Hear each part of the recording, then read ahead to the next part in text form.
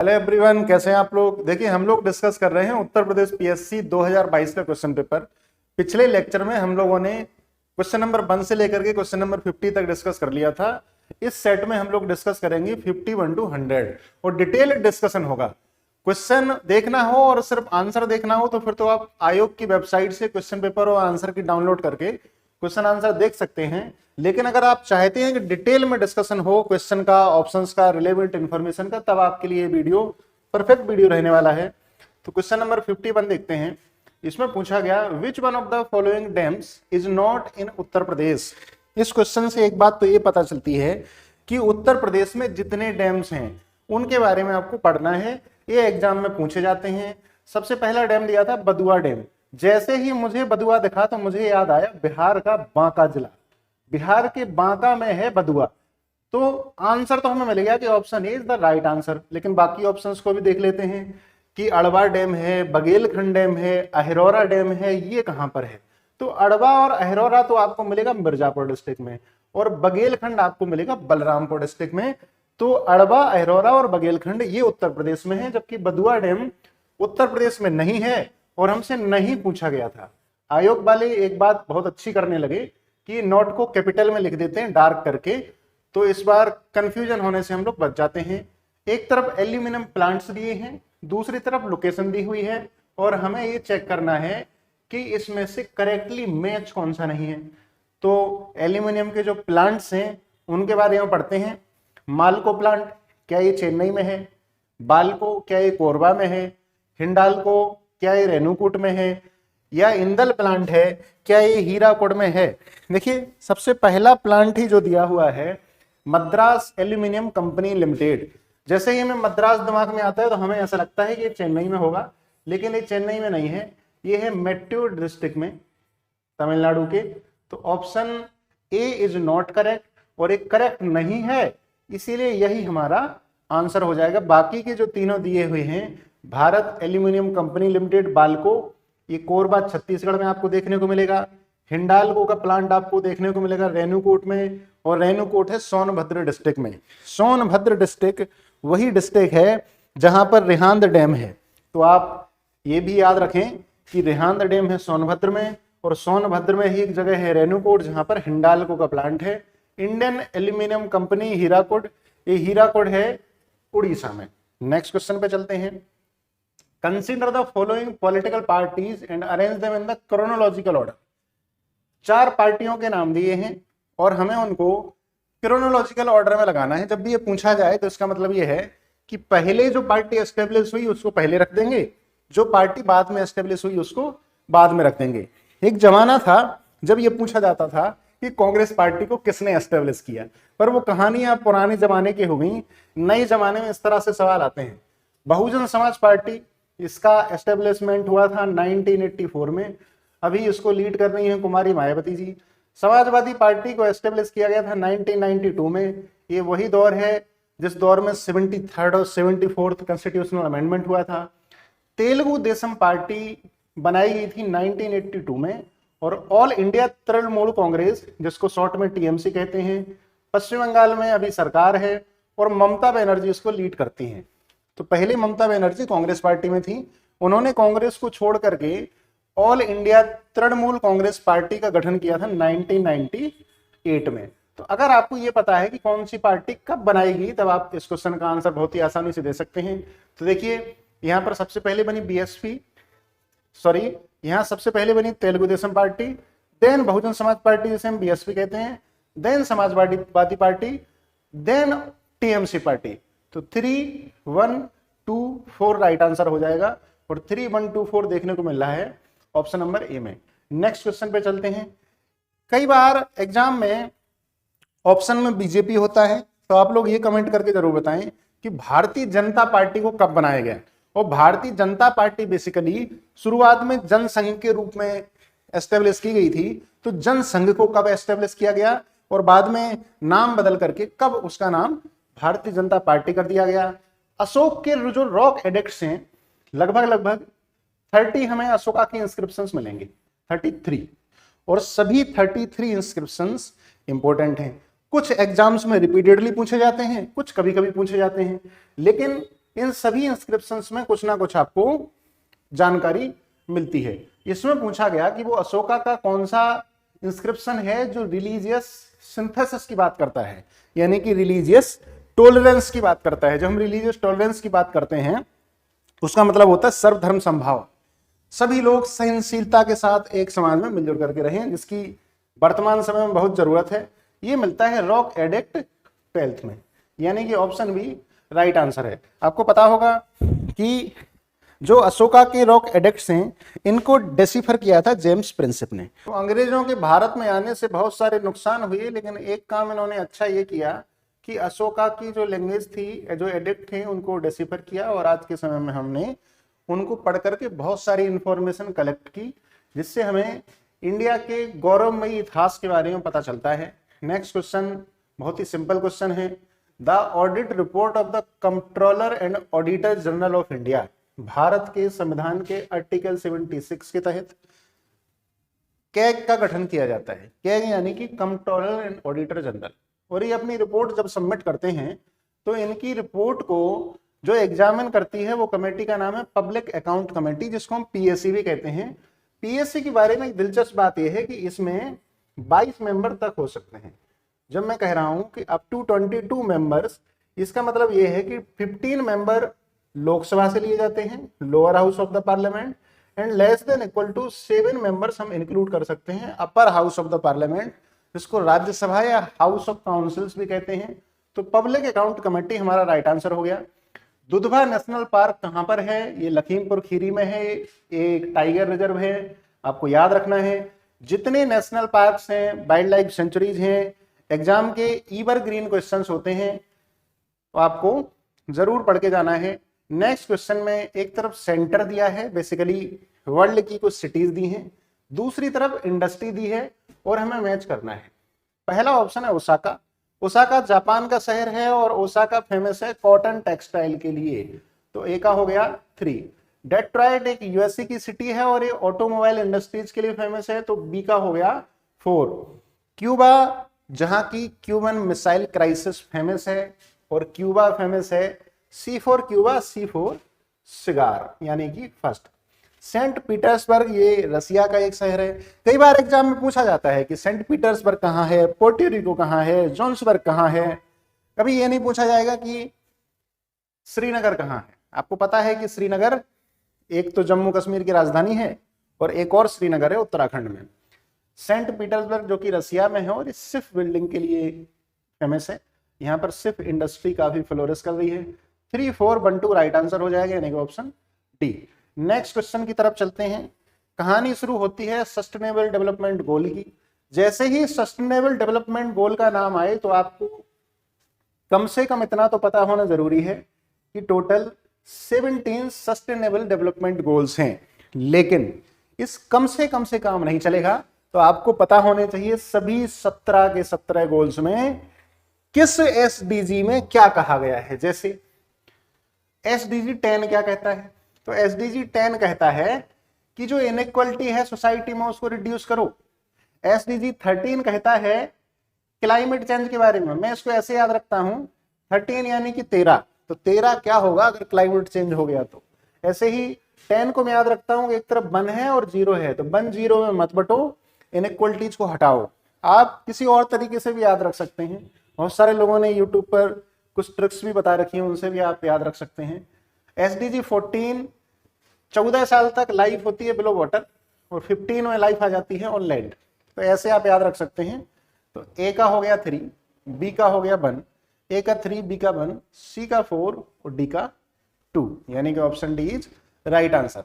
सभी sustainable development goals आज के याद कर लो। अगर मन करे तो आप 1 से लेकर के 17 तक के सभी गोल्स को कमेंट बॉक्स में लिख दें, जिससे कि बाकी लोग भी जो थोड़े आलसी किस्म के लोग हैं वो भी उसको पढ़ सकें। नेक्स्ट क्वेश्चन नंबर 59 बात कर रहा है अलाउद्दीन खिलजी के कनक्वेस्ट के बारे में। अलाउद्दीन खिलजी जो खिलजी डायनेस्टी का एक सुल्तान था और इसने भारत के बहुत जगह पे अटैक किया।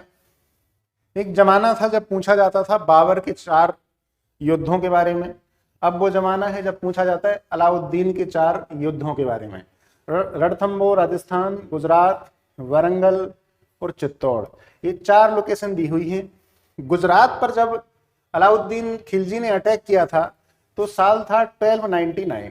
गुजरात के बाद में ये गया राजस्थान की तरफ, ठीक 2 साल बाद 1301 में, इसके ठीक 2 साल बाद इसने अटैक किया चित्तौड़ पर 1303 में, और इसके 5 साल बाद अटैक होता है वारंगल पर 1308 में। यानी कि हमें यहाँ पर देखने को मिल रहा है Gujarat, then Ranthambore, then Chittor, then Warangal, 2143 है ऑप्शन सी में, तो ये राइट आंसर हो गया।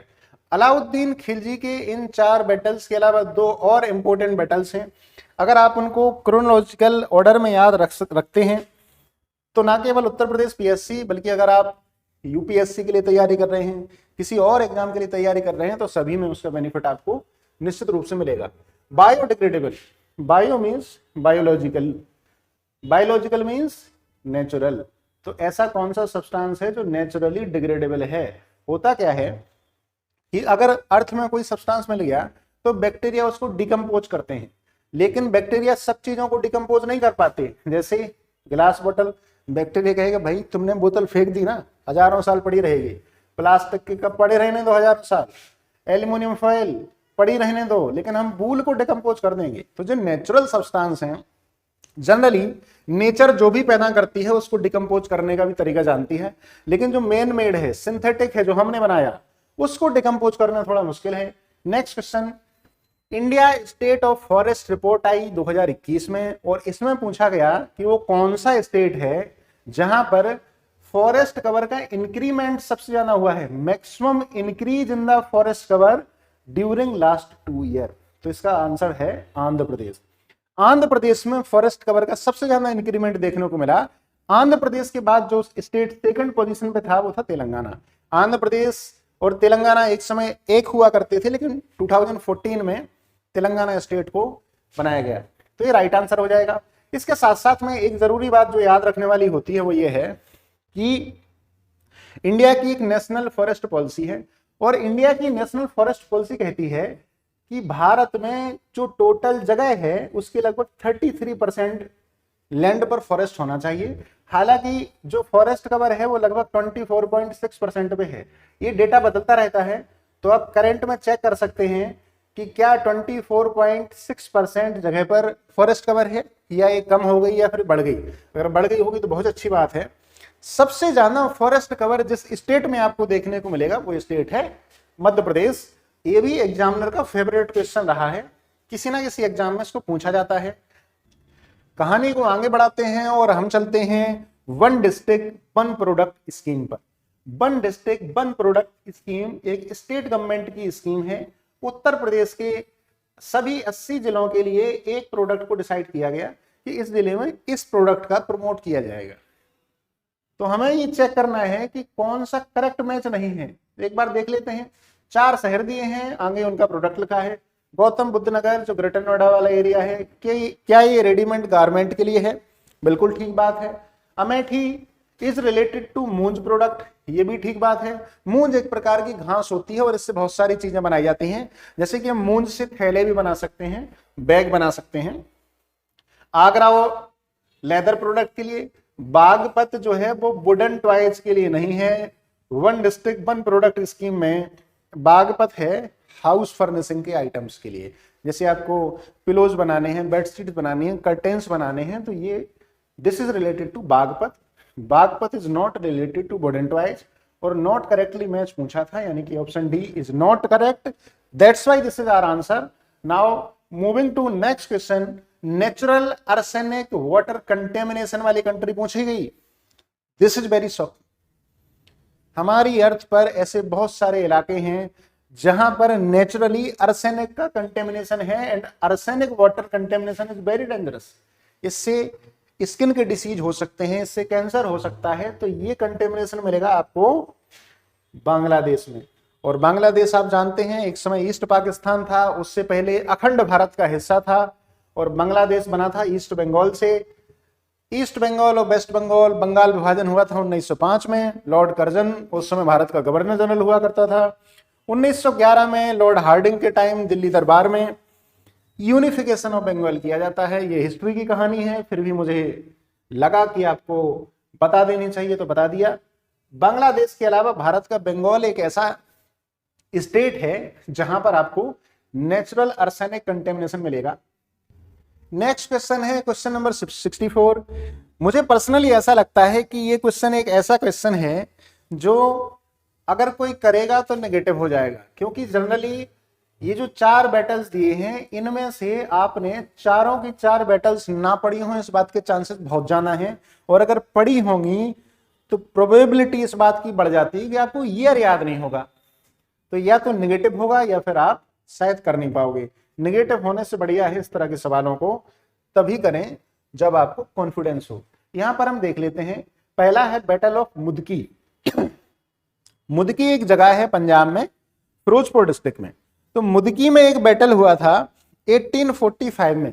अगर आपको ये पता है कि मुदकी पंजाब में है तो आपको थोड़ा सा आइडिया तो ये लग जाएगा कि अच्छा 1845 में पंजाब में अगर बैटल हुआ होगा तो एक तरफ तो थी ईस्ट इंडिया कंपनी और दूसरी तरफ थी सिख की Khalsa army. Battle of Porto Novo. Porto Novo का बैटल हुआ था again between East India Company and Haider Ali. आपको पता है हैदर अली उस समय मैसूर के किंग थे और ये 1781 में बैटल हुआ। अंग्रेज जीत गए थे, हैदर अली अनफॉर्चुनेटली हार गए थे।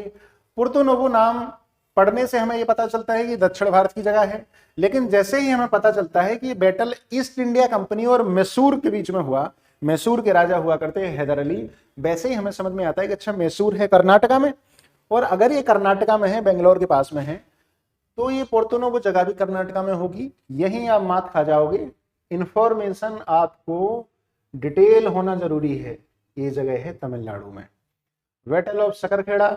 सकरखेड़ा की बैटल होती है गुजरात में, और सकरखेड़ा की जो बैटल हुई थी ये हुई थी निजाम उल मुल्क के बीच में और मुबारक खान के बीच में।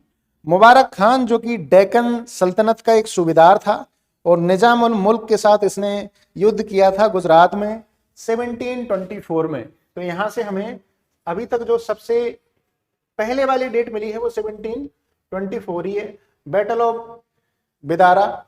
बिदारा की बैटल को हम चिंसरा की बैटल भी कहते हैं, बिदारा की बैटल को हम बैटल ऑफ हुगली भी कहते हैं। जैसे ही आपने सुना हुगली तो आपको समझ में आया कि अच्छा हुगली रिवर जो है that is tributary of Ganga, और ट्राइब्यूटरी ऑफ गंगा भी है, और ये कहां पर है? बंगाल में। तो आपको यहां से एक बात समझ में आती है कि अच्छा बिदारा की बैटल बंगाल में हुई। अब मैं एक कहानी बता देता हूं बड़ी दिलचस्प कम शब्दों में। भारत में बहुत सारे लोग आए जिनमें से डच थे। डच कहा जाता है हॉलैंड के लोगों को, नीदरलैंड के लोगों को। तो एक तरफ थी डच, दूसरी तरफ थी ईस्ट इंडिया कंपनी और साथ में बंगाल का नवाब। बंगाल का नवाब और ईस्ट इंडिया कंपनी ने मिलकर के डचों के साथ युद्ध किया था और डच हार गए थे और भारत को छोड़ के भाग गए थे। तो बैटल ऑफ बिदारा होता है 1759 में। आपको याद रखना है this battle is very important, historical battle है, आप इसको कभी मत भूलिएगा। अभी के लिए हमने चारों बैटल्स उनके ईयर देख लिए। मुदकी 1845, पोर्टोनोवो 1781, सकरखेड़ा 1724, बिदारा 1759। पेपर को डिस्कशन के साथ साथ में आप नोट्स बनाते जाएं, जहां जहां जो भी इंफॉर्मेशन आपके लिए नई है। मैं ये नहीं कह रहा हूं कि सब कुछ लिखो, लेकिन जो आपको लगे आप समझदार हैं कि आपको नोट करना चाहिए, आपको दोबारा रिवीजन करना चाहिए, तो एक तरीका तो यह है कि वीडियो को दोबारा से देख लो। एक तरीका यह भी है कि आप नोट्स बना लो, नोट्स को रिवाइज कर लो। तो हम देखते हैं कौन सा है।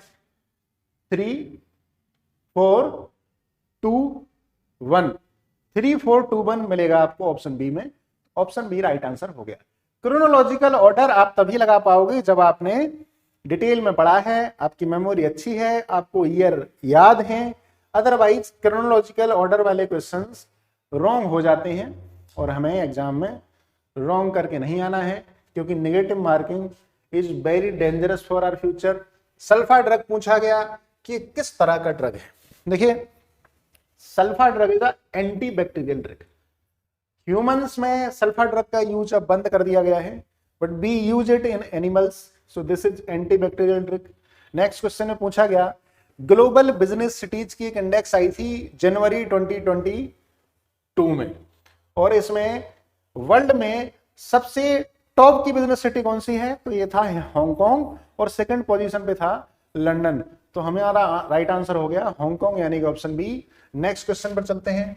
क्वेश्चन नंबर 67 कहता है कि जो panchayat extension of schedule areas act आया था जो इंडियन पार्लियामेंट ने पास किया, ऑब्वियसली एक्ट है तो पार्लियामेंट के द्वारा पास किया गया होगा।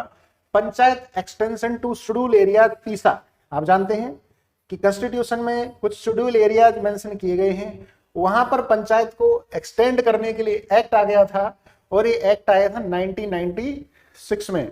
नेक्स्ट क्वेश्चन कहता है कि कौन सी इंडस वैली सिविलाइजेशन की साइट है जहां पर बोट के मॉडल्स मिले हैं, जहां पर आपको नाव के मॉडल्स मिले हैं। बच्चे खेलते होंगे, बड़े रिसर्च करते होंगे, बोट के मॉडल्स बनाते होंगे, सिविलाइजेशन विलुप्त हो गई, या हम कह सकते हैं हो सकता है कि we are the successor of that civilisation. लेकिन ये मॉडल्स हमें मिल गए और ये मिले हैं मोहनजोदारो एंड लोथल से। आप जानते हो मोहनजोदारो को कहा जाता है माउंड ऑफ द डेड, मौत का टीला, मरे हुए लोगों को टीला। मोहनजोदारो आज की तारीख में दुर्भाग्य से पाकिस्तान में है, कभी अगर अखंड भारत बना तो जरूर हिंदुस्तान का हिस्सा बनेगा। लोथल गुजरात में है और इन लोकेशंस से हमें मिलते हैं बोट के मॉडल्स। एक साइट और है इंडस वैली सिविलाइजेशन की, वो साइट है हरियाणा में राखीगढ़ी में। मैंने खुद उस जगह को जाकर के देखा है और लाइव टेलीकास्ट किया था, तो आप लोग इस चैनल में जाकर के इंडस वैली सिविलाइजेशन की राखीगढ़ी साइट्स कैसी है, वहां से कुछ नर कंकाल वगैरह भी निकले, एक छोटी लड़की का कंकाल निकला था, उसको आप देख सकते हैं। अभी के लिए हम नेक्स्ट क्वेश्चन देखते हैं। विच one of the following is not an example of biomass energy? देखो, अर्थ पर एनर्जी का एक बड़ा सोर्स है सन। सनलाइट आती है, प्लांट्स, ट्रीज फोटोसिंथेटिक रिएक्शन के जरिए सन की एनर्जी को केमिकल एनर्जी में कन्वर्ट करते हैं और बाद में बायोमास के फॉर्म में स्टोर होती है। Biomass is biological mass. Biological mass is related to either plants और एनिमल्स, या तो ये प्लांट से रिलेटेड होगा या एनिमल से रिलेटेड होगा। तो कोल है, गोबर, जो डंग है, वुड है, ये सब बायोमास एनर्जी के सोर्सेज हैं। लेकिन न्यूक्लियर एनर्जी ये बायोमास एनर्जी का सोर्स नहीं है। आप जानते हैं कि न्यूक्लियर एनर्जी हमें या तो मिलती है न्यूक्लियर फिशन से, जिसमें एक एटम एक से ज्यादा एटम में ब्रेक हो जाता है, दूसरी हमें मिलती है न्यूक्लियर फ्यूजन से। आप देखें यूरेनियम, प्लेटिनम, ये ऐसे एलिमेंट्स हैं जिनमें न्यूक्लियर फिशन पॉसिबल होता है, जबकि न्यूक्लियर फ्यूजन हम करते हैं हाइड्रोजन में। वहां पर हाइड्रोजन के दो या दो से ज्यादा एटम्स मिलकर हीलियम का एटम बनाते हैं, बहुत सारी एनर्जी रिलीज होती है। इवन जो सन है, सन का जो एनर्जी का सोर्स है दैट्स आल्सो न्यूक्लियर फ्यूजन। तो न्यूक्लियर फिजन और न्यूक्लियर फ्यूजन को आप लोगों को पता होना चाहिए। हमारा जो आंसर हो गया वो हो गया nuclear energy is not an example of biomass, यानी कि ऑप्शन बी। एक कॉन्सेप्ट होता है टोरेफैक्शन। टोरेफैक्शन का कॉन्सेप्ट होता है जो बायोमास एनर्जी के सोर्सेज हैं उनको हम कोल लाइक मटेरियल में कन्वर्ट करते हैं। जैसे आप क्या करो कि लकड़ी को थोड़ा सा गर्म करो या लकड़ी को जला दो और पूरी जल पाए उससे पहले उसके ऊपर पानी डाल दो तो वो कोयला में बदल जाएगी। इस फिजिकल प्रोसेस को हम कहते हैं टोरेफैक्शन। इसमें कंप्लीट कंबशन नहीं होता बल्कि हम पार्शियल कंबशन करते हैं। नेक्स्ट क्वेश्चन म्यांमार से रिलेटेड था और इस क्वेश्चन में पूछा गया which one of the following important mineral है जो हमें मिलता है पेगुइयोमा रीजन से। अब भारत के तो आप कहोगे कि सारे मिनरल और मिनरल प्रोड्यूसिंग स्टेट्स, उनकी रैंकिंग याद नहीं हो रही, इन्होंने सवाल पूछ लिया म्यांमार का। देखो कुछ लोकेशंस वर्ल्ड में ऐसी हैं जो फेमस हैं। जैसे आपको ये पता होना चाहिए कि दुनिया में वो कौन सा देश है जो लार्जेस्ट यूरेनियम प्रोडक्शन कंट्री है। दुनिया में ऐसा कौन सा देश है जहां पर कॉपर का प्रोडक्शन हाईएस्ट होता है। ऐसा ही एक सवाल था पेगुइयोमा रीजन का। यहां से मिलता है मिनरल ऑयल। मिनरल ऑयल क्या होता है? जब हम पेट्रोलियम का रिफाइनिंग करते हैं तो पेट्रोलियम की रिफाइनिंग के बाद में बहुत सारे बाई प्रोडक्ट्स मिलते हैं।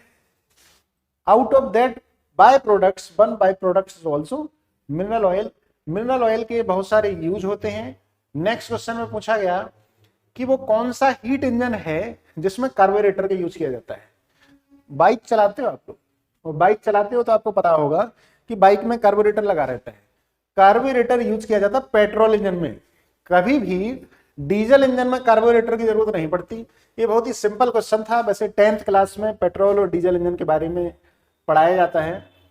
कार्बोरेटर का काम होता है कि एयर और फ्यूल, फ्यूल यानी कि यहां पर है पेट्रोल, एयर और पेट्रोल का एक प्रॉपर रेशियो में मिक्स करके ये इंजन में सप्लाई करता है, और इंजन में कंबस्शन होता है, पिस्टन एक्सपेंड होती है, गाड़ी आगे बढ़ती है, हम अपनी गाड़ी को भी आगे बढ़ाते हैं। नेक्स्ट क्वेश्चन की तरफ चलते हैं। Who among the following has become the first women president of Tanzania? Shatapatha Brahmana कहता है man and women are the two half of each other. Man and women दोनों का एम्पावरमेंट जरूरी है, और इसी एम्पावरमेंट की मिसाल रही तंजानिया की पहली महिला राष्ट्रपति सामिया सुलूहु हसन। सामिया सुलूहु हसन जी पहली महिला राष्ट्रपति बनी। नेक्स्ट क्वेश्चन में पूछा है Keibul Lamjao national park Loktak lake Manipur में है, जो कि ऑप्शन ए हमारा राइट आंसर है। Consider the following statements about farm subsidies in India. भारत में फार्म्स के लिए सब्सिडी मिलती है, जो खेती करते हैं उन लोगों को डिफरेंट टाइप की सब्सिडीज मिलती है, तो उन्हीं से रिलेटेड 4 ऑप्शंस दिए हैं, और ये पूछा गया है कि इनमें से कौन सा ऑप्शन करेक्ट स्टेटमेंट है। तो पहले तो ऑप्शंस को पढ़ना जरूरी है। ऑप्शन नंबर 1 में है the input subsidies in India such as on fertilisers fall under indirect form subsidies. तो जो फर्टिलाइजर पे सब्सिडी मिलती है, क्या ये इनडायरेक्ट सब्सिडी है? मुझे विश्वास है आप लोगों में से जितने भी लोग उन परिवारों से आते हैं जहां पर खेती होती है, वो इस ऑप्शन को हमेशा करेक्ट करेंगे। क्यों? क्योंकि आपने अगर खेती कभी की है तो डीएपी और यूरिया को जरूर खरीदा होगा, और जिसने डीएपी और यूरिया खरीदा है वो बोरी के पैकेट पे देखेगा तो वहां पर सब्सिडाइज वैल्यू लिखी रहती है। अगर 2000 रुपए की कोई वैल्यू है तो 1000 रुपए सब्सिडी और 1000 रुपए की आपको मार्केट से वो बोरी मिल जाएगी। ये अलग बात है कि कालाबाजारी चल रही हो तो 1000 वाली बोरी भी दुकानदार 1200 में बेचे। तो क्या ये सब्सिडी आपके अकाउंट में डायरेक्टली आती है? नहीं आती। सरकार ऑलरेडी आपको सब्सिडाइज करके ही फर्टिलाइजर को सेल करती है। तो क्या ये इनडायरेक्ट फार्म सब्सिडी है? बिल्कुल ठीक बात है, option A is the right answer. Reduction in power and irrigation bills offered to farmers fall under direct farm subsidies. जिन स्टेट में भी पावर और इरिगेशन के बिल आते हैं, बेसिकली ट्यूबवेल में अगर आप मोटर चला रहे हो इलेक्ट्रिसिटी से तो आपको बिल तो भरना पड़ेगा, लेकिन बिल आपको पूरा नहीं भरना पड़ता। अगर 1 लाख रुपए बिल आया, उस पर 30% सब्सिडी मिली, तो आप 1 लाख रुपए जमा करके आओ, 30,000 रुपए आपके अकाउंट में आ जाएंगे। तो ये डायरेक्ट सब्सिडी है, यानी कि ऑप्शन 2 भी ठीक है। Option 3 the agricultural provisions of the World Trade Organization do allow direct farm subsidies prohibit indirect subsidies. देखो वर्ल्ड ट्रेड ऑर्गेनाइजेशंस के जो रूल्स हैं वो अलग अलग हैं। ऐसा कुछ फिक्स नहीं है कि इन्होंने डायरेक्ट को अलाउ किया, इनडायरेक्ट को अलाउ नहीं किया, क्योंकि बहुत आसान होता अगर ये डायरेक्ट को अलाउ कर देते तो सरकार डायरेक्ट दे देती, ये इनडायरेक्ट को अलाउ कर देते तो सरकार इनडायरेक्ट दे देती। इन्होंने ऐसी कोई बात नहीं कही, यानी कि option 3 is not correct. All subsidies provided by the governments in India fall under the indirect subsidy. अभी अभी हमने देखा कि सारी सब्सिडी इनडायरेक्ट तो नहीं है। जैसे आप गैस सिलेंडर लेते हो, सिलेंडर की सब्सिडी आपके अकाउंट में आती है, तो दैट्स डायरेक्ट सब्सिडी, यानी कि ऑप्शन 4 भी रॉन्ग है। ऑप्शन 1 एंड ऑप्शन 2 जिसको क्वेश्चन में कहा गया statement 1 and statement 2 are correct. Option D हमारा राइट आंसर हो जाएगा, 1 and 2। What is the name of the test for under graduate admission in central university single window admission for 2022-23? 2022-23 से एक नई कहानी आई चर्चा में, और वो कहानी ये है कि 12वीं के बाद अगर आपको ग्रेजुएशन में एडमिशन लेना है तो जगह जगह भटक के एग्जाम देने की जरूरत नहीं है। पहले हर यूनिवर्सिटी अपना एग्जाम कराती थी। कुछ यूनिवर्सिटीज थी जो मेरिट बेस पे एडमिशन लेती थी, जैसे यूनिवर्सिटी ऑफ दिल्ली में मेरिट बेस पे एडमिशन होता था। साइंस में 100% वालों का सिलेक्शन होता था, जिनके फिजिक्स केमिस्ट्री और मैथ में 100% होते थे। तो होता क्या था कि सीबीएसई बोर्ड जहां पर मार्किंग थोड़ी ठीक होती है उन बच्चों का एडमिशन हो जाता था, जबकि यूपी बोर्ड जैसे जहां पर एक समय बहुत कम मार्क्स दिए जाते थे, आज से अगर मैं 10-12 साल पहले की बात करूं, तो वहां के बच्चों को एडमिशन लेना मुश्किल हो जाता था। अब व्यवस्था बदल गई है। अब एक कॉमन यूनिवर्सिटी एंट्रेंस टेस्ट होता है CUET, और इसके बिहाफ पर होता है आपका ग्रेजुएशन में एडमिशन। तो राइट आंसर हो गया ऑप्शन सी CUET। और नेक्स्ट क्वेश्चन में एक तरफ असर्शन दिया है, दूसरी तरफ रीजन दिया हुआ है, दोनों को पढ़ लेते हैं। A solution of table salt in a glass of water is homogeneous.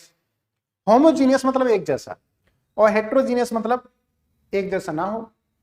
अगर आप 1 चम्मच नमक लो, उसको मिला दो पानी में, बाद में नींबू मिला के शिकंजी बना के पी लेना, लेकिन यहां पर सिर्फ टेबल सॉल्ट को ग्लास ऑफ वाटर में मिलाया गया और कहा गया कि दैट सॉल्यूशन इज होमोजीनियस। बात ठीक है, मिक्सचर होने के बाद में सारा का सारा एक जैसा होता है। दूसरा ऑप्शन रीजन कह रहा है a solution having different composition throughout is homogeneous. No, same type of composition throughout the whole volume is known as homogeneous. Composition is different then it's heterogeneous. तो यहां पर कहा गया कि different composition homogeneous होता है, नहीं, different composition होता है हेट्रोजीनियस, यानी कि assertion is true but reason is false, so A is true but R is false, और ये आपको देखने को मिलेगा ऑप्शन बी में। नेक्स्ट क्वेश्चन की तरफ चलते हैं। एक तरफ न्यूली इलेक्टेड प्रिसाइडिंग ऑफिसर दिए हुए हैं विधानसभा के, दूसरी तरफ स्टेट का नाम दिया है। आप जानते हैं कि भारत के ज्यादातर राज्यों में यूनिकैमरल लेजिस्लेचर है। यूनिकैमरल यानी कि वहां पर एक हाउस है, लेकिन 6 ऐसे स्टेट भी हैं जहां पर बाईकैमरल लेजिस्लेचर है। उनमें इलेक्शन होता है, और इलेक्शन के बाद में जो जहां पर एक हाउस है केवल, उसको हम कहते हैं विधानसभा। जहां पर 2 हाउस हैं, पहले वाले को कहते हैं विधानसभा और दूसरे वाले को कहते हैं विधान परिषद। तो विधान परिषद का न्यूली इलेक्टेड प्रिसाइडिंग ऑफिसर पूछा गया था, उस समय चुनाव हुए थे, ये सवाल था। और इस सवाल को अगर आज की तारीख में मेरे से कहने को कहो तो इनके मैं नाम पढ़ूंगा और स्टेट के नाम पढ़ूंगा और उससे सॉल्व करूंगा। क्यों? नाम को पढ़ करके आपको ये आइडिया लग जाएगा कि किस ज्योग्राफी से बिलोंग करते हैं। रमेश तावड़कर, जैसे ही तावड़कर नाम आया तो हमें बात समझ में आती है, या तो ये महाराष्ट्र से होंगे या फिर गोवा से होंगे। महाराष्ट्र ऑप्शन में है नहीं, गोवा ऑप्शन में है, ए का फर्स्ट। कुलतार सांधवान, सांधवान नाम सुनते ही मेरे दिमाग में आया पंजाब और हरियाणा, हरियाणा ऑप्शन में है नहीं, Punjab is the right answer. T Satyavrat, जैसे ही नाम आया मुझे समझ में आया कि ही बिलोंग्स टू मणिपुर, या यानी नॉर्थ ईस्टर्न स्टेट। तो नॉर्थ ईस्ट के दूसरे स्टेट के नाम दिए नहीं है, तो मणिपुर हमारा राइट आंसर हो जाएगा। ऋतु खंडारी, उत्तराखंड या हिमाचल प्रदेश से होना चाहिए। हिमाचल अगेन ऑप्शन में है नहीं, उत्तराखंड ऑप्शन में है। तो सीधा सीधा इन्होंने सामने आंसर लिख रखा था, आपको केवल 1 2 3 4 यानी कि ऑप्शन डी लगाना था। Next question 78, T Malthus propounded one of the most famous theories called the Malthusian theory। Malthusian theory basically एक ऐसी थ्योरी है जो कहती है कि सोसाइटी में पॉपुलेशन का ग्रोथ तो होता है एक्सपोनेंशियल। पॉपुलेशन का ग्रोथ कैसा होता है? एक्सपोनेंशियल। जबकि जो फूड सप्लाई है वो अर्थमेटिकली बढ़ती है। जैसे अगर हम 3 बार किसी चीज को बढ़ाना हो, 2 की पावर 3 करो तो 8 आएगा, जबकि 2 को अगर 3 बार ऐड करें हम तो 6 आएगा। तो ऐसे में होगा क्या कि पॉपुलेशन बहुत सारी बढ़ जाएगी और फूड सप्लाई उतनी होगी नहीं, रिसोर्सेज पे दबाव आएगा, समाज सफर करेगा, और आगे आने वाले समय में ऐसे होने की संभावना भी बढ़ रही है।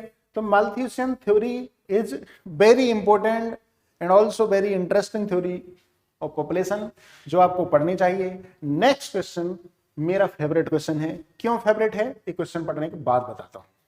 The first interim national government was announced on, पहली नेशनल गवर्नमेंट को कब अनाउंस किया गया? कहीं भी ये नहीं लिखा कि कब फॉर्म किया गया। अगर यहां पर ये लोग 2 ऑप्शन देते अगस्त वाले और 2 ऑप्शन देते सितंबर वाले तो क्वेश्चन काफी टफ हो जाता, लेकिन इन्होंने अच्छा क्या किया बच्चों के पॉइंट ऑफ व्यू से कि सारे ऑप्शन दिए हैं अगस्त के, और ये है 25 अगस्त 1946। कैबिनेट मिशन प्लान आया, भारत में अंतरिम सरकार बनाई गई और इसका अनाउंसमेंट किया गया था 25 अगस्त 1946 को, जबकि जो इंटरिम गवर्नमेंट फॉर्म की गई थी ये फॉर्म की गई थी 2 सितंबर 1946 को। That's why this is my one of the favourite question. Next question is in which of the following stupas the feature of a platform with Aryak pillars. Aryak pillar के feature आपको मिलेंगे अमरावती के स्तूप में। अमरावती जो कि इस समय आंध्र प्रदेश की राजधानी है, आपको पता होगा कि आंध्र प्रदेश और तेलंगाना के डिवीजन होने के बाद में तेलंगाना की कैपिटल बनेगी हैदराबाद और आंध्र प्रदेश की कैपिटल होगी अमरावती। अभी हम चलते हैं नेक्स्ट क्वेश्चन पे। चाय पानी पीने का मन हो तो चाय बना के लाओ, चाय पीते पीते क्वेश्चंस को देखो। Next question, according to annual frontier report 2022 released by UN Environment Program, which Indian city has become the second most noise polluted city of the world? Second most noise polluted city कहा गया। दुर्भाग्य है, भारत में pollution level काफी ज्यादा है। 4 शहर के नाम है, कोटा, इंदौर, पटना, मुरादाबाद। थोड़ा टफ क्वेश्चन था, थोड़ा सिंपल भी था। टफ इसलिए था क्योंकि यहाँ पर इंदौर जैसे बड़े महानगरों के नाम थे, और सिंपल इसलिए था क्योंकि उत्तर प्रदेश का सिर्फ एक ही शहर दिया था, मुरादाबाद। तो Moradabad is the right answer. अगर सबसे ज्यादा दुनिया की पॉल्यूटेड सिटी की बात करें इस रैंकिंग के हिसाब से, तो वो थी ढाका, जो बांग्लादेश की कैपिटल है, और थर्ड पोजीशन पे थी इस्लामाबाद, जो पाकिस्तान की कैपिटल है। तो फर्स्ट, सेकंड, थर्ड पे बांग्लादेश, इंडिया और पाकिस्तान, जो अखंड भारत, यूनाइटेड इंडिया या ब्रिटिश इंडिया के पार्ट थे। यूनाइटेड नेशन एनवायरनमेंट प्रोग्राम, इसका हेडक्वार्टर कई बार एग्जाम में पूछा गया था, तो यूएनईपी हम शॉर्ट में लिखते हैं। यूएनईपी का हेडक्वार्टर मिलेगा नैरोबी, जो कि केनिया का सबसे बड़ा शहर भी है और केनिया की कैपिटल भी है। सो यूएनईपी का हेडक्वार्टर भी आप याद रखें, it's in Nairobi, Kenya. On which date ozone day is observed? Ozone layer में डिप्लेशन होता है, और डिप्लेशन होने से जो सन की अल्ट्रावायलेट रेज हैं वो अर्थ पर ज्यादा मात्रा में पहुंचती हैं और हमें काफी नुकसान होता है। तो यूनाइटेड नेशन जनरल असेंबली ने डिसाइड किया कि 16 सितंबर को हम वर्ल्ड ओजोन डे को सेलिब्रेट करेंगे। Next question, who return the knighthood title to the British government in reaction against Jallianwala Bagh massacre? Knighthood का टाइटल मिला किसको था? ये मिला था रविंद्रनाथ टैगोर को। तो वापस भी वही करेगा ना जिससे मिला हो। कोई चीज मेरे पास हो ही ना, आप मेरे से मांगो भाई मुझे वापस दे दो, मैं कैसे दूंगा? मेरे पास जो है मैं वही वापस कर सकता हूं। रविंद्रनाथ टैगोर ने नाइटहुड टाइटल को वापस कर दिया था, और आपको पता होना चाहिए कि क्यों वापस किया था। इन ब्रिटिशर्स ने भारतीयों पर बहुत जुल्म किया। उसी जुल्म की कहानी बयां करता है 13 अप्रैल 1919 को होने वाला जलियांवाला बाग मैसेकर। जलियांवाला बाग जो कि अमृतसर में है, एक पार्क था, चारों तरफ से बाउंड्री वॉल थी, एक गेट था। इन लोगों ने क्या किया, वहां पर कुछ पिलग्रिम थे, कुछ स्वतंत्रता सेनानी थे, रॉलेट एक्ट के विरोध में प्रोटेस्ट के लिए वहां पर इकट्ठा हुए थे। पूरा शांतिपूर्ण प्रोटेस्ट था। कोई भी ऐसा वहां पर चीजें नहीं थी कि हथियार हो कि आपको जरूरत पड़ेगी जाकर उनको गोली मार दो। लेकिन ब्रिटिशर्स ने क्या किया, जनरल आयरडायर ने जाकर के स्वतंत्रता सेनानियों, बैसाखी का त्योहार था उस दिन, बहुत सारे तीर्थयात्री इकट्ठे थे, जिनमें महिलाएं भी थीं, बच्चे भी थे, उनको गोली मार दी गई, उनकी हत्या कर दी गई। और जवाब में अलग अलग लोगों के अलग अलग रिएक्शन थे। रविंद्रनाथ टैगोर जी ने नाइटहुड का टाइटल वापस कर दिया। देखते हैं नेक्स्ट क्वेश्चन। नेक्स्ट क्वेश्चन में पूछा गया, who was the founder of सत्य शोधक समाज? सत्य शोधक समाज यानी कि सत्य का शोध करने वाला, सीकर ऑफ द ट्रुथ। जब हमने पहला क्वेश्चन देखा था तो उसमें पूछा गया था कि महात्मा ज्योतिबा फुले किससे रिलेटेड हैं, और वहां पर आंसर था एंटी कास्ट मूवमेंट से। और ज्योतिबा फुले ही वही व्यक्ति हैं जिन्होंने सत्य शोधक समाज को एस्टेब्लिश किया था। तो हमारा राइट आंसर हो जाएगा ऑप्शन सी। नेक्स्ट क्वेश्चन में लिस्ट 1 को लिस्ट 2 से मैच करना है। एक तरफ वाटरफॉल दिया हुआ है और दूसरी तरफ उसकी लोकेशन दी हुई है। वाटरफॉल्स एग्जाम के लिए काफी इंपॉर्टेंट है। दूध सागर कहां से रिलेटेड है? Dudhsagar is related to Goa, यानी कि एक हो जाएगा फोर्ट।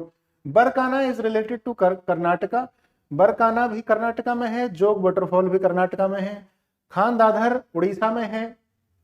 पलानी आपको देखने को मिलेगा हिमाचल प्रदेश में, यानी कि 4, 1, 2, 3 जो कि ऑप्शन डी में दिया हुआ है, इसलिए ऑप्शन डी हो जाएगा right answer.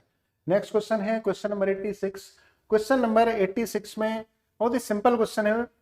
Eco mark is given to a product which is? Eco mark किस तरह के प्रोडक्ट के लिए दिया जाता है?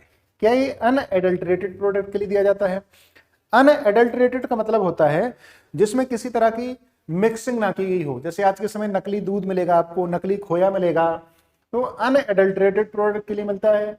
नहीं मिलता। क्या ये इकोनॉमिकली वायबल प्रोडक्ट के लिए मिलता है? बिल्कुल नहीं मिलता। ये मिलता है एनवायरमेंट फ्रेंडली प्रोडक्ट के लिए। रिच इन कार्बोहाइड्रेट, ये भी रॉन्ग है। Option see that is environment friendly is a right answer. Next question, question number 87। Question number 87 में हमें देखना है कि मैचिंग दी हुई है तो कौन सी मैचिंग सही नहीं है, which is not correctly matched. Ishan Barman Haraha stone inscription से रिलेटेड हैं, ये बिल्कुल ठीक बात है।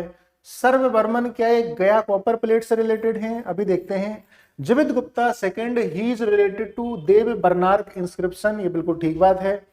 Ishwar Barman is related to Jaunpur stone inscription. अगर मैं देव बर्नार्क की बात करूं तो देव बर्नार्क आपको देखने को मिलेगा बिहार में, आरा में। और हरहा या हराहा जो जगह है ये आपको देखने को मिलेगी उत्तर प्रदेश की बाराबंकी में। गया आप जानते हैं बिहार में है। गया वही जगह है जहां पर पास में बौद्ध गया है, और बौद्ध गया में बोधि वृक्ष पीपल के पेड़ के नीचे गौतम बुद्ध जी को ज्ञान की प्राप्ति हुई थी। और यहाँ पर एक कॉपर की प्लेट मिली and this is not related to Sarv Barman, यानी कि ये गलत है, और गलत है तो यही हमारा आंसर है। बेसिकली जो गया की कॉपर प्लेट है, गया copper plate is related to Samudragupta. Samudragupta जिसे भारत का नेपोलियन भी कहा जाता है। तो आपको डिटेल्ड नॉलेज होना चाहिए, डीप नॉलेज होना चाहिए। आप ऊपर ऊपर पढ़ के एग्जाम को नहीं निकाल सकते। Next question, which of the following mammals lays egg. ऐसा कौन सा मैमल है जो अंडे देता है? आप देखें कि ज्यादातर मैमल्स जो हैं, जो स्तनधारी हैं, वो बच्चे देते हैं, लेकिन कुछ मैमल्स हैं, इन मैमल्स को कहा जाता है मोनोट्रीम्स। मोनोट्रीम ऐसे मैमल हैं जो बच्चे देते हैं, लेकिन मोनोट्रीम के सिर्फ दो ही टाइप हैं। ऐसा नहीं है कि मोनोट्रीम में बहुत सारे हैं। पहला तो है एकेडना। एकेडना आपको ऑप्शन सी में देखने को मिल रहा है, जो हमारे यहाँ पर राइट आंसर भी है। और दूसरा है प्लेटिपस। तो प्लेटिपस और एकेडना ये मोनोट्रीम्स के दो वेराइटीज ऑफ स्पीसीज हैं जो कि अंडे देते हैं, और ये ऑस्ट्रेलिया और न्यू गिनी में पाए जाते हैं। हमारा आंसर है एकेडना। कल के दिन किसी एग्जाम में प्लेटिपस में आपसे भी पूछा जा सकता है। नेक्स्ट क्वेश्चन, लिस्ट 1 को लिस्ट 2 से मिलाना है। एक तरफ शेड्यूल्स दिए हुए हैं, दूसरी तरफ सब्जेक्ट दिया हुआ है। तो मैं आपको एक ट्रिक बताता हूं जिससे आप कॉन्स्टिट्यूशन के सभी शेड्यूल्स को याद रख सकते हैं। आपको पता होगा कि ओरिजिनल कॉन्स्टिट्यूशन में टोटल 8 शेड्यूल थे, लेकिन अमेंडमेंट होता रहा और शेड्यूल्स को बढ़ाता गया। आज की तारीख में टोटल हमारे पास 12 शेड्यूल हैं, और 12 के 12 शेड्यूल्स इंपॉर्टेंट हैं, आपको सभी याद रखना है। और इसको याद करने की बड़ी सिंपल ट्रिक है जो मैं स्क्रीन पर लिख रहा हूं, आप सबको दिखाई दे रही होगी। Tears of old PM, tears of old PM. 1 character 1 schedule.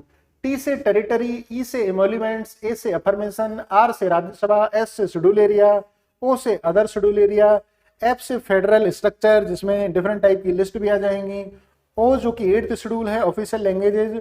इसके बाद में ये 4 शेड्यूल संविधान में संशोधन होने के बाद में ऐड हुए हैं। And for land, D for defection, P for prime minister नहीं है, P for panchayati raj and M for municipalities. तो इससे आप याद रख सकते हैं 1 से लेकर के 12 शेड्यूल तक। 3rd शेड्यूल में क्या दिया हुआ है? ए से अफर्मेशन, देखते हैं कौन सा है, फॉर्म्स ऑफ ओथ और अफर्मेशन, यानी कि ए का हो जाएगा 2। 4th शेड्यूल में क्या दिया हुआ है? आर से राज्यसभा, राज्यसभा यानी कि काउंसिल ऑफ स्टेट, जो कि हमें देखने को मिला है ऑप्शन ए में। Allocation of seats in the council of state, यानी कि बी का हो जाएगा 1। 7th शेड्यूल, 8th शेड्यूल है ऑफिशियल लैंग्वेजेज, 7th शेड्यूल है federation, federal structure, different type की लिस्ट। हमें यहाँ पर लिखा हुआ है list of subject, matters of laws to made by the parliament and state legislature. किस सब्जेक्ट पर स्टेट कानून बनाएगा, किस सब्जेक्ट पर सेंटर कानून बनाएगा, यानी कि एक होगी यूनियन लिस्ट, दूसरी होगी स्टेट लिस्ट, और तीसरी होगी दोनों की मिलीजुली लिस्ट, कंकरेंट लिस्ट। तो सी का हो जाएगा 4। 8th शेड्यूल में क्या दिया हुआ है? 8th शेड्यूल में दी हुई है 22 ऑफिशियल लैंग्वेजेज, यानी कि डी का है 3। तो 2143 देखते हैं कहां पर लिखा हुआ है, यह ऑप्शन सी में। तो ऑप्शन सी हमारा हो जाएगा राइट आंसर। अगले क्वेश्चन की तरफ बढ़ते हैं। अगेन लिस्ट 1 को लिस्ट 2 से मिलाना है। एक तरफ पर्सन का नाम दिया है, दूसरी तरफ वो किस काम से एसोसिएटेड थे या फिर वो किस पोस्ट से एसोसिएटेड थे। तो देखते हैं, नाम पढ़ते हैं पर्सनैलिटी का और उनसे रिलेटेड काम का। डी के कर्वे जी, इन्होंने विधवा विवाह यानी कि विडो मैरिज के लिए काफी काम किया, ए का हो जाएगा 2nd। जेईडी बेथ्यून, ये एक एंग्लो इंडियन थे और इन्होंने कलकत्ता में, जो आज कोलकाता है, गर्ल्स के लिए स्कूल सेटअप किए। बी का हो जाएगा फर्स्ट। ईश्वर चंद्र विद्यासागर, महान व्यक्तित्व के धनी, इनका नाम आप जानते हैं, इनके काम भी आप जानते हैं। सी का है fourth, principal of Sanskrit college in Calcutta. B M Malabari एक पारसी थे और इन्होंने बाल विवाह यानी कि चाइल्ड मैरिज को रोकने के लिए काफी काम किए। डी का हो जाएगा 3, 2143, जो कि हमें देखने को मिल रहा है ऑप्शन बी में। 2, 1, 4 एंड 3 हो जाएगा हमारा राइट आंसर। अगले सवाल की तरफ चलते हैं। क्वेश्चन नंबर 91 पूछ रहा है, with reference to western Uttar Pradesh which of the following statement is are correct. Western UP से रिलेटेड कौन सा स्टेटमेंट सही है? पहले तो आप एक बात जान लो, उत्तर प्रदेश को मेनली 4 हिस्सों में डिवाइड किया गया, ईस्ट वेस्ट नॉर्थ साउथ। नहीं, अगर ईस्ट वेस्ट नॉर्थ साउथ होता तो मैं बिल्कुल नहीं बताता। Eastern Uttar Pradesh, western Uttar Pradesh, central Uttar Pradesh and Bundelkhand region, ये these are the main 4 parts of Uttar Pradesh. Western Uttar Pradesh is much more developed compare to other region, ये बात बिल्कुल सही है। एंड ऑल्सो जो वेस्टर्न उत्तर प्रदेश है, ग्रीन रेवोल्यूशन का काफी इंपैक्ट यहाँ पर हुआ, खेती का उत्पादन बढ़ा। तो स्टेटमेंट 1 और स्टेटमेंट 2 दोनों सही है, बोथ 1 एंड 2 राइट हो जाएगा, यानी कि हमारा आंसर है option B. Next question, which one of the famous building of New Delhi has been converted into Prime Minister's Museum? प्रधानमंत्री संग्रहालय में भारत के सभी 14 प्राइम मिनिस्टर से रिलेटेड आपको बहुत कुछ देखने को मिलेगा, उनके द्वारा किए गए अलग अलग कामों की आपको जानकारी मिलेगी। तो ये किस बिल्डिंग को बनाया गया? एक बिल्डिंग थी 3 मूर्ति भवन। आप लोग कमेंट करके बताएं कि 3 मूर्ति भवन को 3 मूर्ति भवन क्यों कहते हैं? वो कौन 3 मूर्तियां हैं जिसकी वजह से इस भवन का नाम 3 मूर्ति भवन पड़ा? भारत के पहले प्रधानमंत्री and also longest serving prime minister of India Pandit Jawaharlal Nehru 3 Murti Bhavan में रहा करते थे। बाद में मोदी जी आए और मोदी जी ने उसको प्राइम मिनिस्टर म्यूजियम में कन्वर्ट कर दिया। ऑप्शन सी हमारा राइट आंसर हो गया। नेक्स्ट, अगेन लिस्ट 1 को लिस्ट 2 से मैच करना है। एक तरफ कमेटी दी है, दूसरी तरफ अपॉइंटमेंट का ईयर दिया है। कमेटीज के नाम को जरा आप ध्यान से देखो। बलवंत राय मेहता कमेटी, जिसने बात की कि डिसेंट्रलाइजेशन होना चाहिए, और जब डिसेंट्रलाइजेशन की बात आई तो ऑटोमेटिकली बात आ गई कि पंचायत को पावर देने होंगे। Ashok Mehta committee, LM Singhvi committee, PK Thungon committee, these all 4 committees are related to panchayat. Very important committees, इनके बारे में आपको जरूर पढ़ना है। बलवंत राय मेहता कमेटी 1957 में इसका अपॉइंटमेंट हुआ, अशोक मेहता का 77 में, LM Singhvi 1986 and PKT committee 1988। सामने ही आपके आंसर लिखे हुए हैं, आपको सीधा 1 2 3 4 लगा देना है। Option B that's right answer. Balwant Rai Mehta committee और अशोक मेहता कमेटी, इन दोनों कमेटीज को आपको डिटेल में पढ़ना है। This is also important for mains examination. Question number 94, with reference to ecological niche which of the following statement is are correct. तो पहले तो आपको ये पता होना चाहिए कि इकोलॉजिकल नीचे होता क्या है। देखो, दुनिया में करोड़ों स्पीसीज हैं, हर स्पीसीज अलग तरह से सर्वाइव करती है। चूहे को अलग खाना चाहिए, गिलहरी को अलग खाना चाहिए। आप किसी को देखो, चींटी अलग चीज खाएगी तो शेर अलग चीज खाएगा। तो डिफरेंट स्पीसीज के लिए डिफरेंट टाइप के एनवायरनमेंट की जरूरत पड़ती है, उसको डिफरेंट टाइप के रिसोर्सेज की जरूरत पड़ती है। इसको हम कहते हैं इकोलॉजिकल निचे, यानी कि जितनी स्पीसी उसको उसी तरह के एनवायरनमेंट।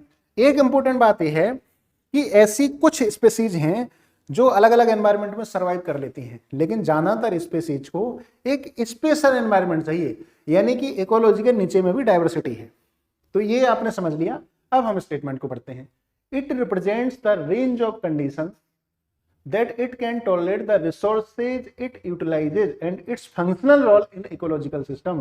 तीनों बातें इंपॉर्टेंट है। पहला कि इकोलॉजिकल नीचे में रेंज ऑफ कंडीशंस मिलेंगी, वो रिसोर्सेज मिलेंगे जिनको यूटिलाइज करके पर्टिकुलर स्पीसी अपने लाइफ को आगे बढ़ा पाए और साथ साथ में उसका इकोलॉजिकल सिस्टम में फंक्शनल रोल हो।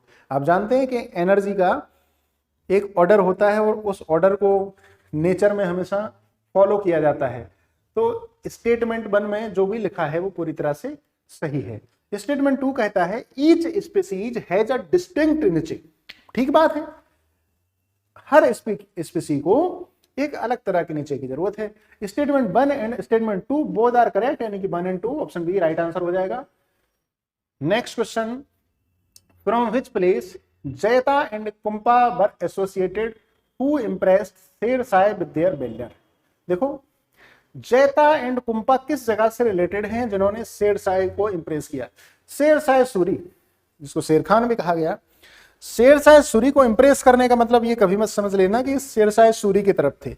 बेसिकली क्या किया, शेरशाह सूरी ने मारवाड़ पे हमला किया और शेरशाह सूरी 80,000 सैनिकों के साथ मारवाड़ पे पहुंचा। जब ये वहां पर पहुंचा तो मारवाड़ के राजा को ये गलतफहमी हो गई कि उनके जो कमांडर्स हैं जयता और कुंपा वो शेरशाह की तरफ मिल गए, तो राजा साहब क्या किए, जोधपुर चले गए, जोधपुर भाग गए। जोधपुर आप जानते हैं मारवाड़ का एक हिस्सा है। मारवाड़ जो कि थार मरुस्थल में आपको देखने को मिलेगा, बाड़मेर, जालौर, जैसलमेर, जोधपुर, इस हिस्से को मारवाड़ कहा जाता है। तो एक तरफ सेना थी शेरशाह सूरी की 80,000 सैनिकों की सेना, और बीकानेर के राजा ने भी शेरशाह सूरी का समर्थन किया। दूसरी तरफ जो सेना थी, ये गलतफहमी राजा को हो गई थी, तो राजा 20,000 सैनिकों को लेकर जोधपुर चले गए। लेकिन जयता और कुंपा महान योद्धा थे और इन्होंने अपने मारवाड़ क्षेत्र के लिए युद्ध किया, और इस युद्ध में वीरता को देख करके शेरशाह सूरी ने कहा था कि चंद मुट्ठी बाजरे के लिए मैंने दिल्ली की सल्तनत दांव पे लगा दी। इस क्षेत्र में बाजरा काफी पैदा होता है। तो ये दोनों कहां से एसोसिएटेड हैं, ना तो ये बुंदेलखंड से हैं, ना ये मालवा से हैं, ना ये मेवाड़ से हैं। These two great warriors are related to Marwar region of India, which religious group in India has its highest urban population. वो कौन सा रिलीजियस ग्रुप है जिसकी हाईएस्ट अर्बन पॉपुलेशन है? 4 रिलीजियस ग्रुप के नाम दिए हुए हैं, हिंदू, बौद्ध, क्रिश्चियन एंड जैन। अगर मैं हिंदूज की बात करूं तो लगभग 26% हिंदू शहरी इलाकों में रहते हैं, बाकी के हिंदू रहते हैं रूरल एरिया में। क्रिश्चियंस की अगर बात करें तो क्रिश्चियंस भी 40% और मुस्लिम्स भी 40% अर्बन एरिया में रहते हैं, बाकी रूरल एरिया में रहते हैं। अगर बौद्ध की बात की जाए तो इनका परसेंट थोड़ा ज्यादा है, लगभग 43%। लेकिन जैन एक ऐसी कम्युनिटी है जिस कम्युनिटी के लोग लगभग 80% जैन रहते हैं अर्बन लोकेशन पे। अब इसकी एक बड़ी दिलचस्प वजह है, जैन रिलीजन में एक कल्चर है बिजनेस का कल्चर। जिस समय दूसरे रिलीजन के लोग सरकारी नौकरियों की तैयारी करते हैं, उससे बहुत पहले जैन कम्युनिटी के लोग मार्केट में एक बढ़िया शॉप खोल लेते हैं और बिजनेस करते हैं, पैसे कमाते हैं। रिजल्ट ये निकला कि भारत में अगर जैन कम्युनिटी का परसेंटेज देखा जाए तो काफी कम है, लेकिन इकोनॉमी में कम कंट्रीब्यूशन काफी ज्यादा है। तो ये बिजनेस में काफी आगे हैं, और जिसके पास ज्यादा पैसे होंगे निश्चित रूप से कल्चर बन गया कि आपके पास अगर बढ़िया पैसा है तो शहर में मूव कर जाओ, बढ़िया स्कूल मिलेंगे, बढ़िया अस्पतालें मिलेंगे, आप और अच्छे से व्यापार कर पाओगे। तो जैन कम्युनिटी लगभग 80% रहती है अर्बन पॉपुलेशन में, 20% रहती है रूरल एरिया में। ऑप्शन डी हमारा राइट आंसर हो जाएगा। Question number 97, which of the following 3 states of India were top performing states under NITI Aayog state energy and climate index declared on 10 अप्रैल 2022। साल 2022 में नीति आयोग रिपोर्ट जारी करता है state energy and climate index.